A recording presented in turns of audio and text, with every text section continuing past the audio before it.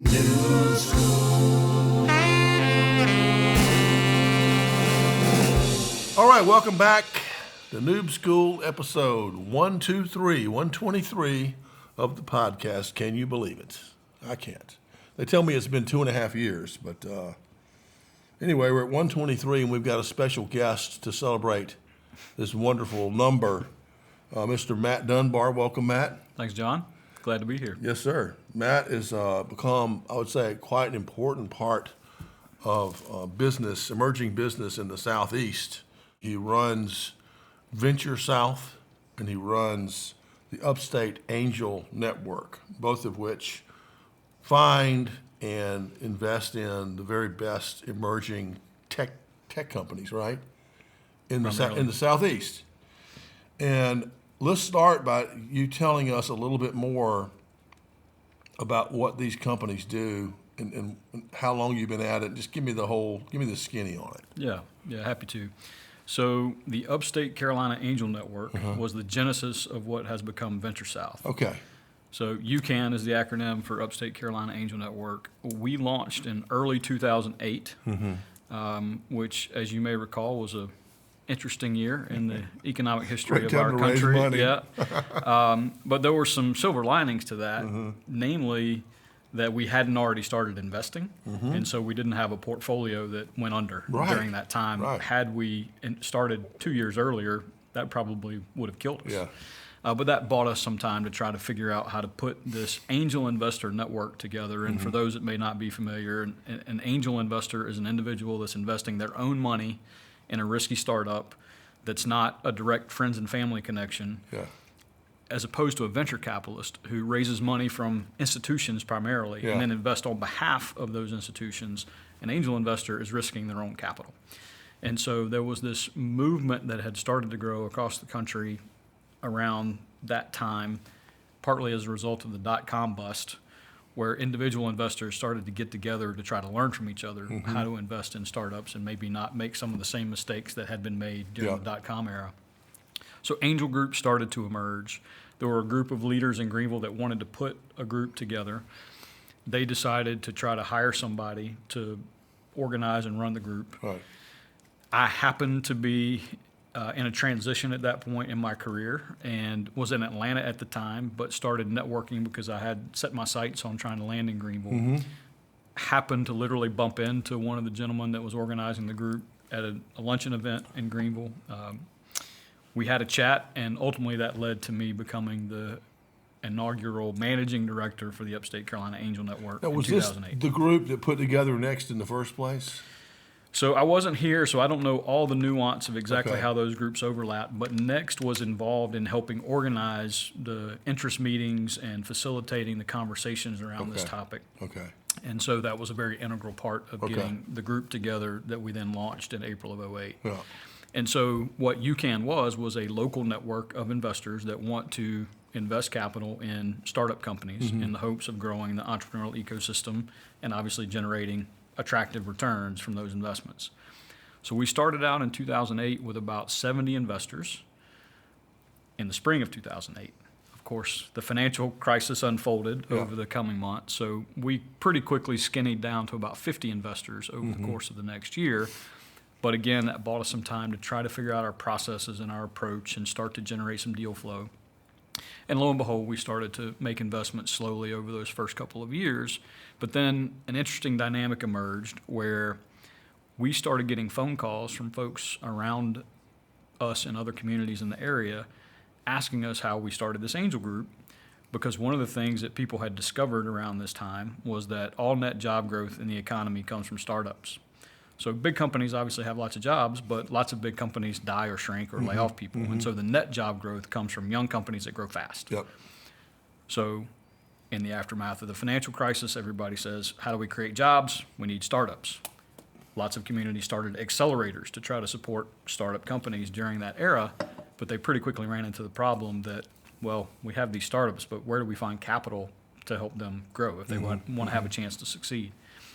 So we started fielding calls about putting angel groups together, and it didn't take too long to sort of come to the conclusion that given the depth of capital and the depth, or I should say the lack of depth of capital and deal flow in our communities in this part of the world, it was hard to imagine a successful independent network of these groups on a standalone basis. So we started to think about the economies of scale of taking our model with an established pipeline and process, and if we could bolt more capital, more investors, and more investor brains onto that platform, that would potentially be a much better way to tackle this problem collectively across the region rather than just doing it only in Greenville. Because the truth is, there's only so many viable early stage companies in a place like Greenville, the size of Greenville, that there's really not a sufficient deal flow to make that model work because of the inherent risk in the asset class. It's a very risky asset class. You expect over half the deals you do are going to fail. So you've got to diversify, and you've got to do that in a way that gives you a chance to build a portfolio that can make returns over time. Right. So we decided that the smarter strategy was to focus on the Southeast at large, where there's still a relative lack of venture capital historically. That has gotten better over time, but there's still relatively less venture capital here than there are in the venture hotspots you think about. So that gives us some advantages in terms of being able to negotiate the right kind of structure, having more pricing discipline and things like that, but also giving entrepreneurs a way to raise more money faster through this broad network of angel investors, rather than having to scratch and claw to try to find $50,000 there or $25,000 there. We can aggregate $250,000, $500,000, even $1 million through our angel investor network that's now spread across the region. And so VentureSouth grew out of UCAN. And so VentureSouth today has about 550 investors spread across the Southeast. We have groups of investors that meet regularly in 23 markets in the Southeast. Wow. But it's really one network Yeah. that's just dispersed, focused on trying to find and back the most promising startups we can find in the region, so that we can ultimately not only obviously try to make returns. That's job number one. If we don't make money, we're not sustainable. We go away. But there's an element of that process that we say we want to make money, have fun, and do good. Yeah. So we're finding companies that are solving real problems in the world. That's really where the value proposition comes from. Is that we're betting on companies that are trying to solve significant problems, whether it's in technology or life science, et cetera. They're really doing some important things and making the world a better place. And then it's just a fun activity to be engaged in, to be around other smart people with lots of experience from lots of different industries that can help evaluate and advise these young companies as these founders try to do something that's extraordinarily difficult to do, which is to start from scratch and build a viable enterprise. So make money, have fun, do good. That's what we're trying to accomplish, and we do it across the region. And how many investors are there now? About 550 currently. So you have 500 bird dogs out there trying to say, hey, here's an interesting company. Let's take a look at this. That's right. Plus they're putting money in. So they get a chance to put money in, right? Correct. Yeah. So it's a model. Instead of just committing a certain amount of capital to a fund, then someone invests on your behalf. As an angel investor in our network, you get to pick and choose stocks, so to speak. So you can look at an opportunity that comes through our process. You're never obligated to invest in anything, but if you like the opportunity, you can invest as little as $5,000. And then if we can collectively pool at least $100,000, then we'll make the investment in the company. We do have mechanisms for people that want to do this passively. They can invest in what's effectively an index fund inside VentureSouth. So we have a sidecar fund. Yeah. And so we do have people that allocate capital that way. They say, I like what you're doing. I like the asset class, but I don't have time, or maybe I'm just not interested in spending the time to figure out the individual deals, but I like the diversified pool, and so I'll allocate capital to that particular sidecar fund. Well, 2008, 2018, so it's been, how long is that? 16 years? 16 years, 16 years. Which is I can really remember because hard to believe. right now, I would say anyone tuning in today would say this is a very successful situation you've created here for yourself and for the team that brought you in with over 500 investors all over the Southeast. It's wonderful.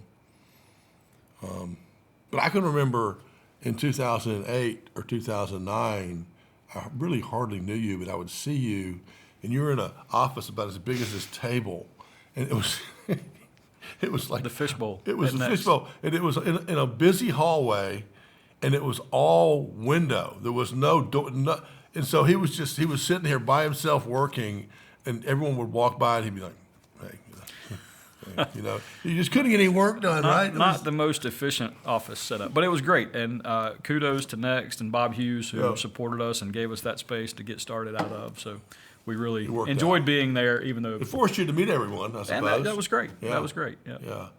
Well, it's a heck of a story. And let's back up a little further. You're from Rock Hill, South Carolina. Which high school did you go to? Northwestern High School. Northwestern, okay. Yeah.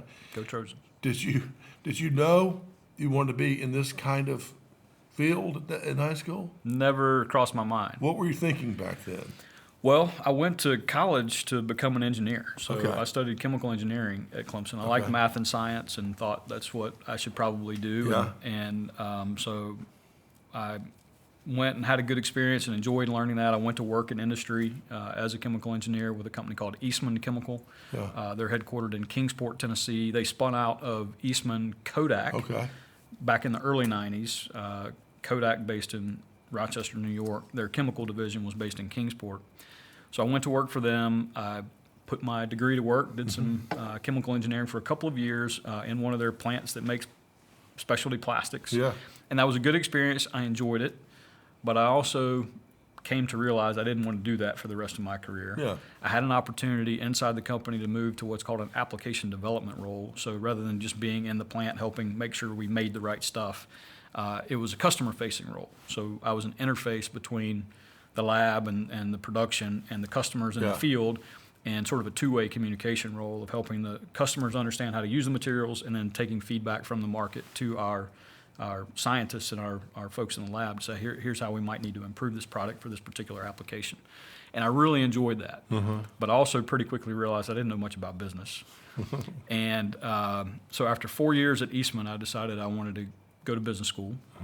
And I was young and single at the time and sort of looking for an adventure as well as an education. And so rolled the dice and decided I would try to see if I could get into Stanford Business School. And clearly, I was the only South Carolinian that applied that year, and they guess they need to cover all the bases. So I got a spot in the MBA class at Stanford. So that was a eye-opening experience in lots of different ways, but wonderful opportunity to be exposed to things about the world I'd never known about, which led into being more aware of this investment world and entrepreneurship. And so got the chance to go to school. Of course, it's in California, which is a long way to drive to Clemson football games. So after I finished, I did my summer internship in Atlanta with a consulting firm, and then decided that there was a lot to gain from that role if I could do that for a while after school.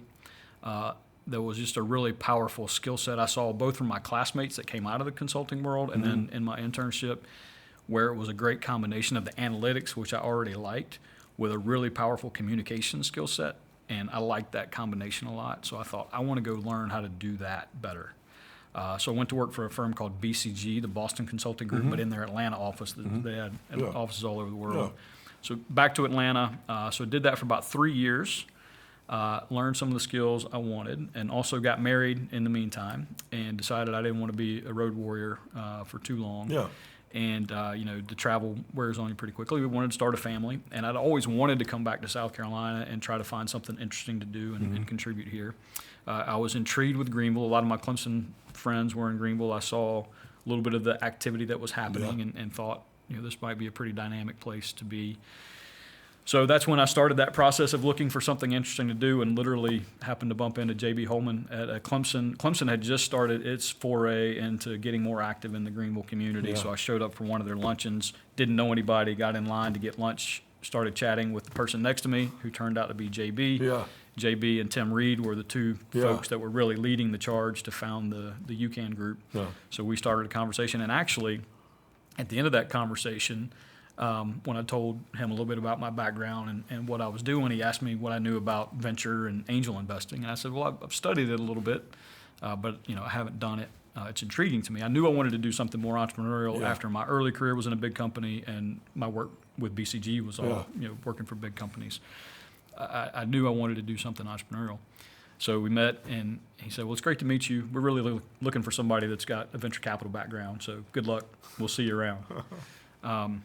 But it turns out in 2008, there were not very many venture capitalists running around in Greenville.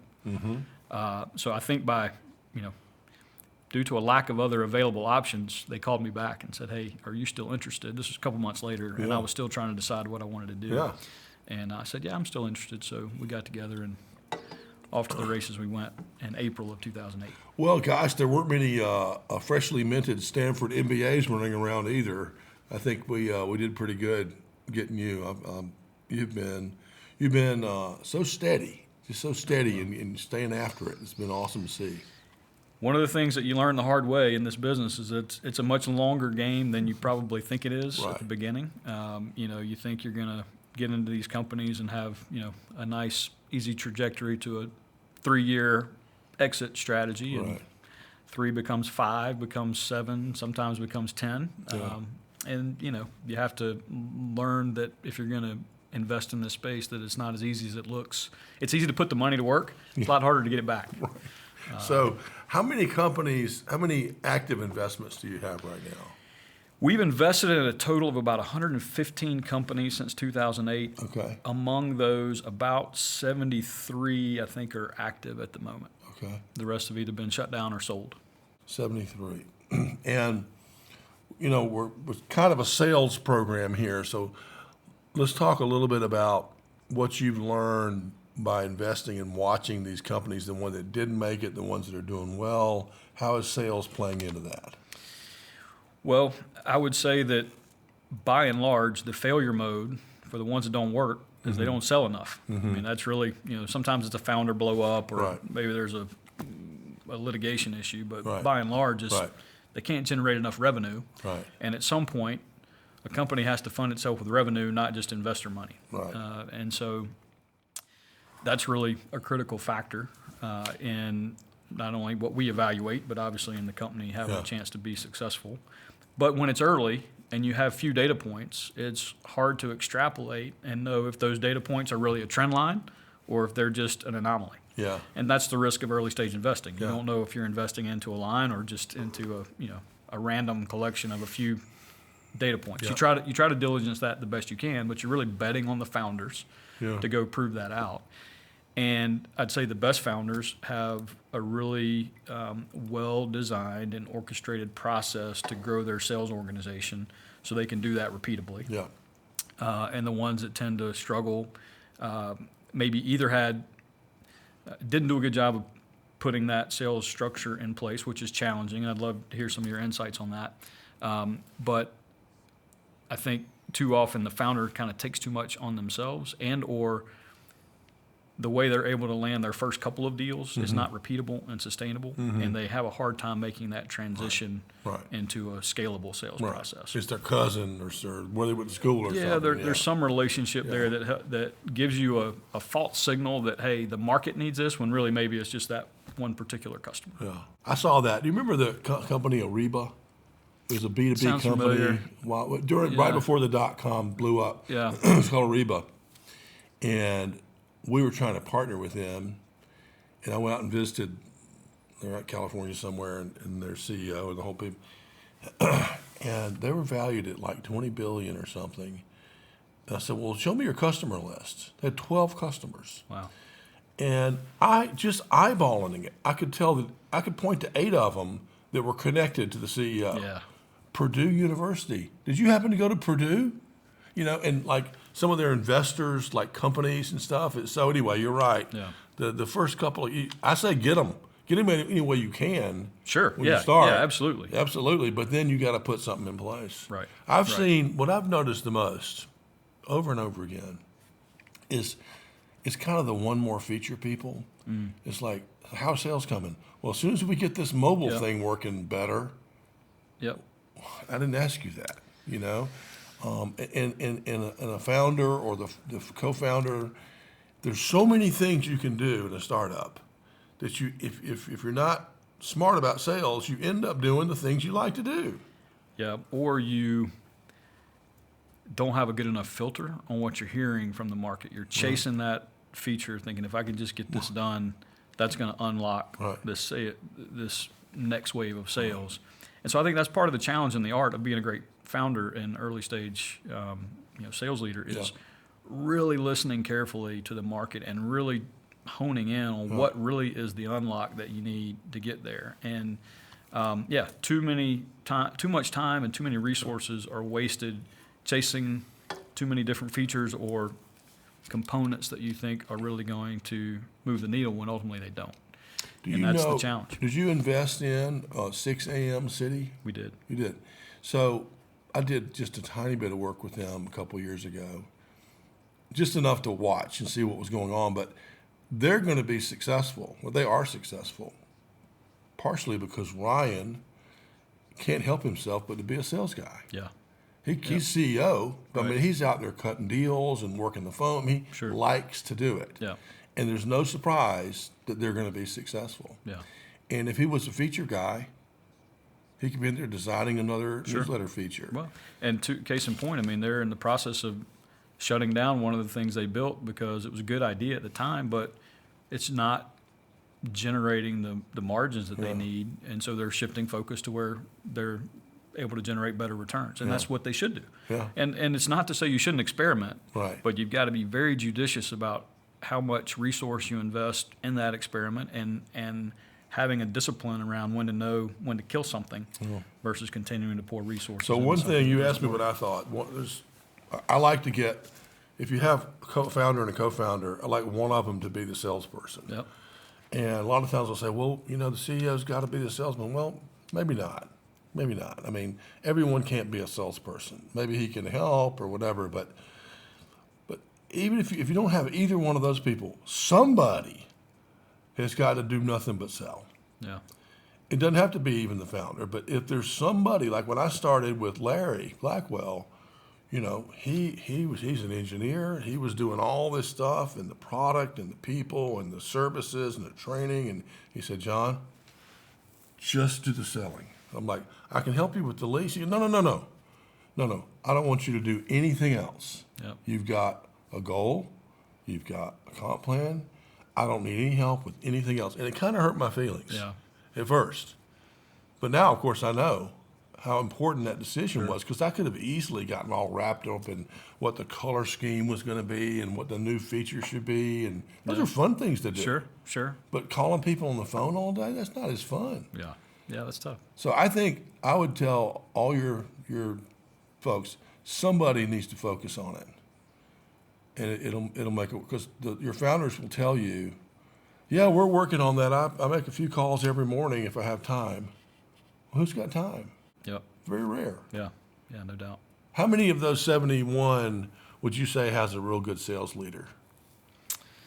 That's a good question. It would take me a minute to think through the Rolodex. And obviously, within a portfolio of 73 companies, we have a wide range of the trajectory that they're on. But I would say that, probably invariably, the ones that are on a nice, healthy growth trajectory have a strong sales lead. Yeah.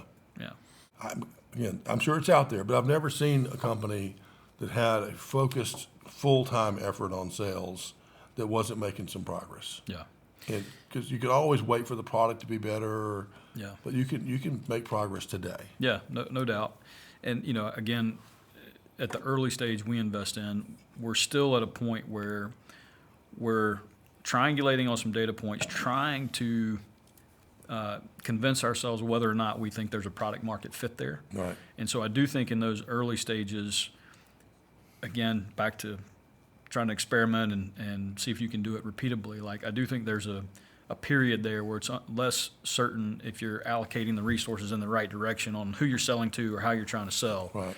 And so we've seen some companies, have to navigate that challenge. But when you have the right dedicated resource that's really good at listening to the market, I think that's how you break through that conundrum early on and get to the point where you've got this, you really know the direction you need to point the resources to be able to scale it up. I agree. Maybe one other thing I'll say about Yeah. sales from the founders is that's interesting in our role is that there's two sales that they have to make. If they're coming to us, they're trying to sell us on them and their company, in addition to try to sell their product to the customer. And so the best founders can do both. And that's a pretty rare skill set. But the best founders have to sell the value proposition of the company, not just the product, but the company, to a group of investors.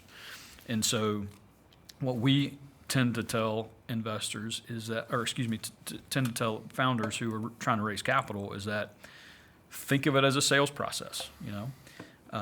It's a different sale and it's a different audience, but you need to think of it as a sales process. And really, for early stage investors, the thing you're trying to sell is credibility, because investors, if they've been at this for any length of time, they know how risky it is. They know how difficult it is to make these startups really successfully get from 0 to 1 and then 1 to many.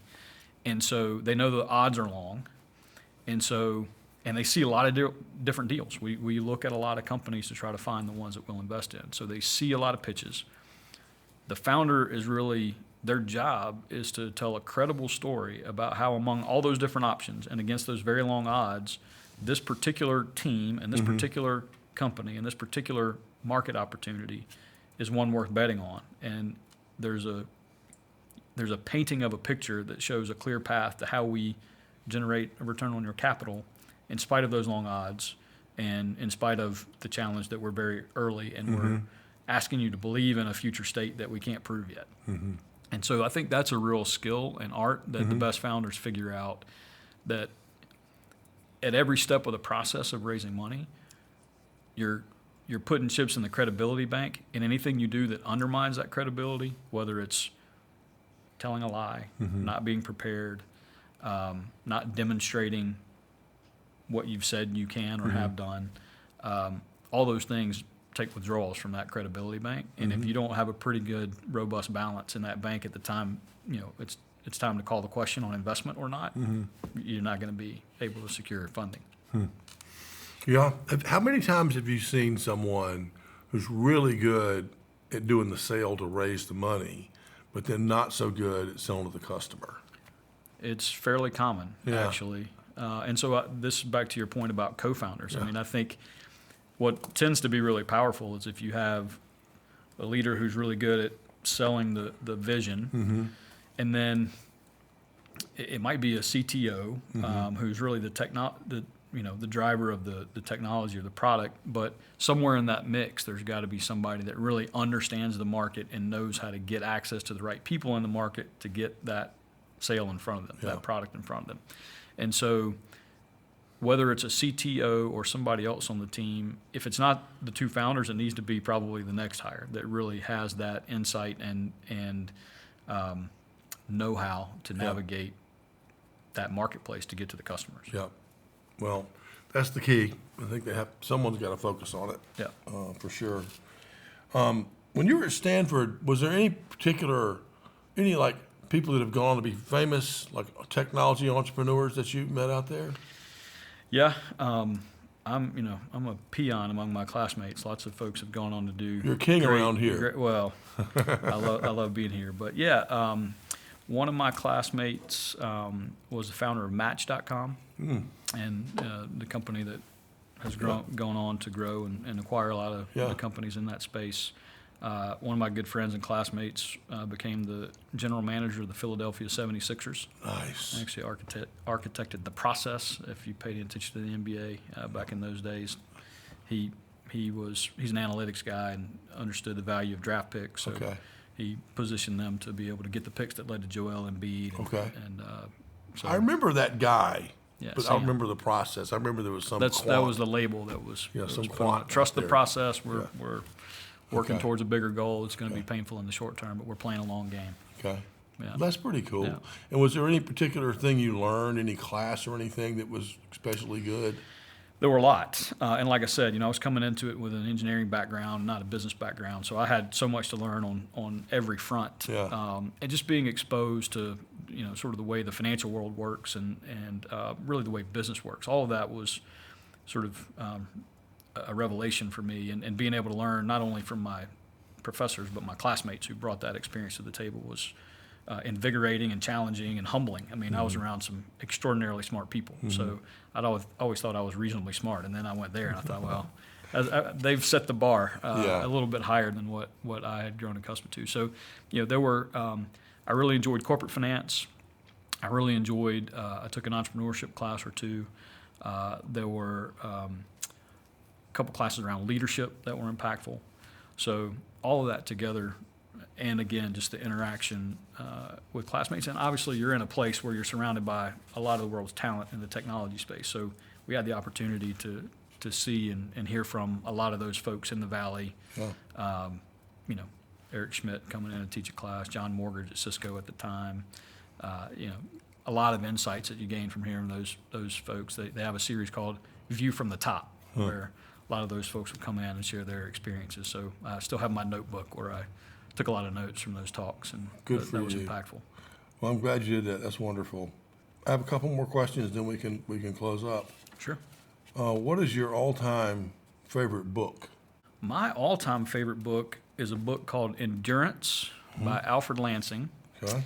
It is the story of Ernest Shackleton's voyage in the 19-teens to attempt to cross the Antarctic on land, a full crossing. But before they ever got a chance to do that, they got stuck in the ice.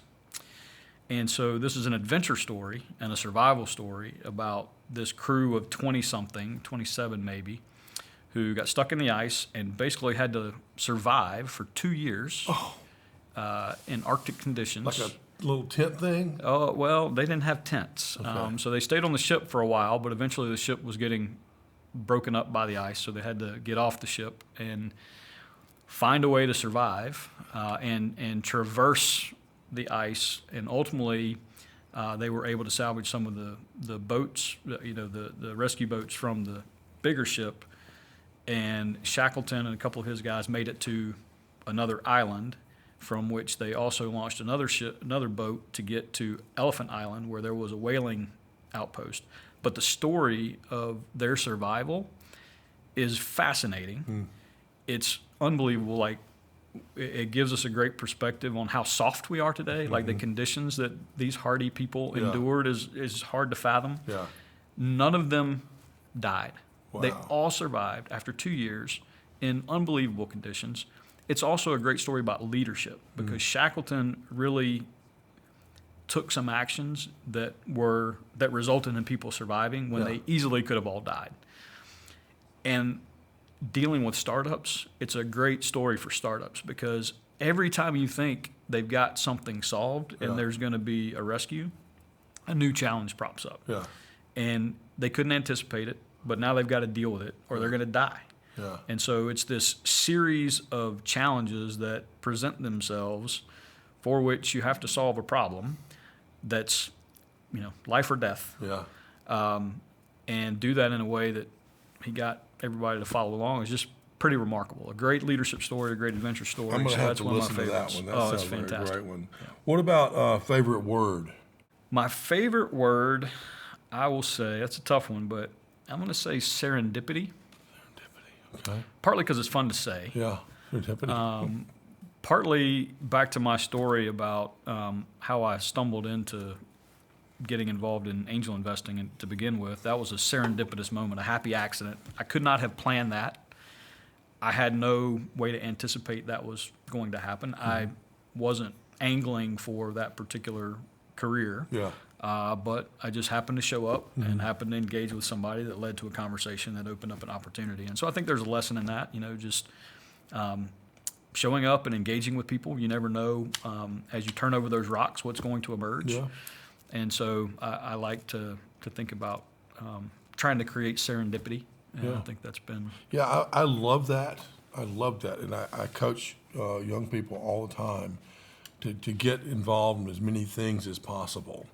Whether it's, volunteering for Downtown Alive, or whether it's volunteering for a TED Talk, or joining a club or a group, or playing pickleball, but anything where you can just meet a lot of people, because it increases your odds of something serendipitous happening. Right. The other thing that you did by getting an MBA to begin with, particularly one from Stanford, is that also when that moment happens that you meet somebody, you have more chances to make something of it, right? Absolutely. You could have done that, if you never went to Clemson at all, you just showed up at this thing, you probably wouldn't have gotten the job, So you prepared, not specifically for that, but for a broad range of opportunities. Yeah.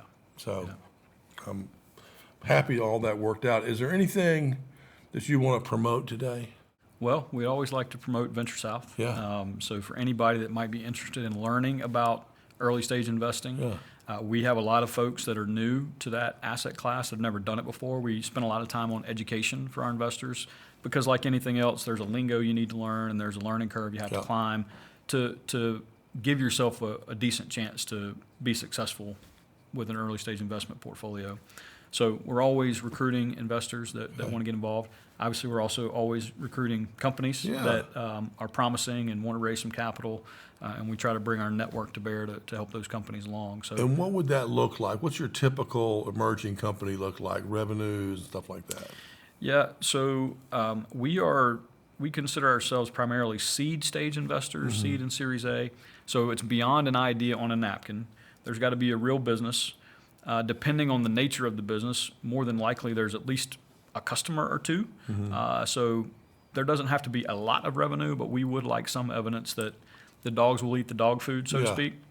And so typically we're investing as the first sort of non-friends and family money in a round that might be anywhere from $500,000 to a couple $1 million. Okay. And the company doesn't necessarily have to have a minimum threshold of revenue, but we need some evidence that the market is there and customers will buy. So usually there's a bit of revenue.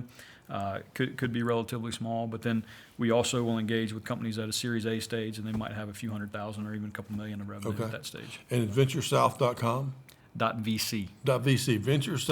VentureSouth.vc. Matt Dunbar. So, Matt, thank you very much. Thanks, my John. friend. It's a pleasure. Appreciate it. Yeah. It's awesome. Great to see you. All right.